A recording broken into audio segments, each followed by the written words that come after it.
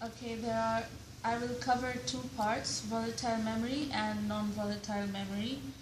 Volatile memory is also known as primary memory, and the data stored in volatile memory is erased once the system is shut down or reboot. So whatever you store in a volatile memory, if you did not save, it will erase after you shut down, and work won't be saved. For example, RAM, random access memory, and random access memory, there are two types, dynamic RAM and static RAM.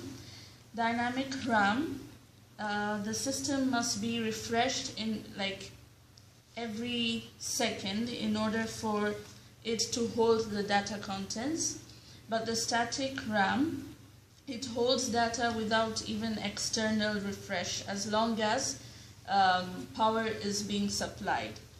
Okay, and the advantage of static RAM over dynamic RAM is that it does not require external refresh, whereas dynamic RAM requires a refresh to keep the data, and is faster than dynamic RAM. The disadvantage of static RAM over dynamic RAM is that it's more expensive and it requires more space. Then coming to the way dynamic RAM functions, the dynamic RAM cell has an address line, a bit line, and also a transistor, and the transistor acts as a switch. So if there is a voltage, then the circuit is closed, and if there is no voltage, the circuit is open. So the address line is activated when bit value from the cell is read or write. So if you want to write for a dynamic RAM, that is for the write operation, the voltage signal is applied to the bit line. Then the signal is then applied to the address line, which later gives charge to the capacitor. Then for the read operation, the address line is selected, the transistor turns on, and then the charge on the capacitor is fed to the bit line and then to a sensor amplifier. This amplifier compares the voltage to a response value and then determines if the cell has logic 1 or logic 0. So then the readout from cell discharges the capacitor, which must be restored for complete operation.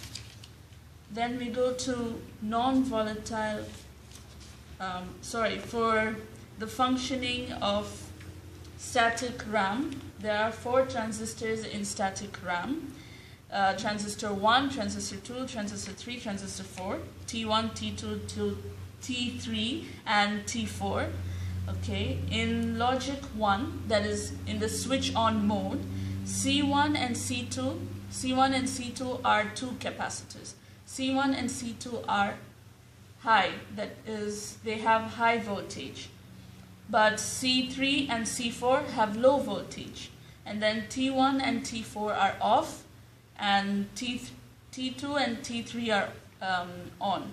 Whereas in logic 0, which is the off state, C1 and C2 are low, C3 and C4 are high, T1 and T4 are on, T2 and T3 are on.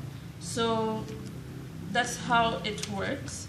Coming to the non-volatile memory, it's known as secondary memory, and non-volatile memory holds data even when the system shuts down or there is a reboot. For example, ROM, flash drive, hard drive, etc.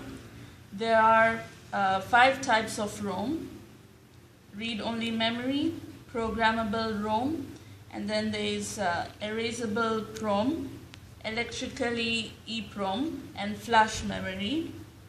And programmable ROM can be written only once, and in order to be written, there is a special equipment needed for it being written. And then for erasable PROM, the storage cells must be erased to the initial value, and it is more expensive than PROM. So erasable PROM, electrically EEPROM, and flash memory, all three are called as read-mostly memory. And electrically EEPROM, no existing content need to be erased for new data to be written. Same goes for flash memory.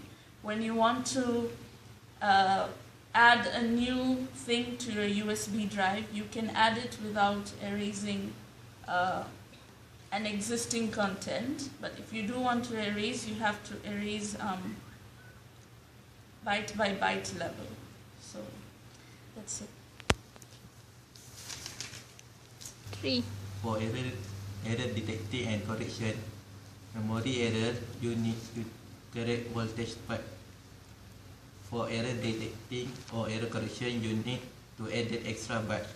The Hamming distance between two strings of bit binary integer is the number of corresponding bit positions that differ. This can be found by using XOR on corresponding bit or equivalently by adding corresponding bits base 2 without carry. Thank you.